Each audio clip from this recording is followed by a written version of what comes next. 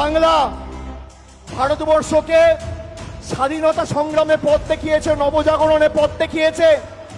আমাদের কবি সাহিত্যিক কবিগুরু রবীন্দ্রনাথ ঠাকুর, বঙ্কিমচন্দ্র চট্টোপাধ্যায়, যারা ভারতবর্ষের আত্মাকে শব্দের মাধ্যমে, সাহিত্যের মাধ্যমে, কবিতার মাধ্যমে রূপ দিয়েছেন।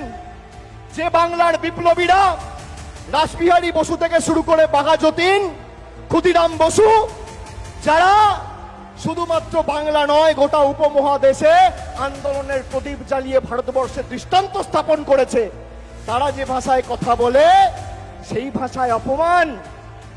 2021-এর আগে বলেছিলাম খেলা হবে, এবার বলছি পদ্ম ফুল উপড়ে ফেলা হবে।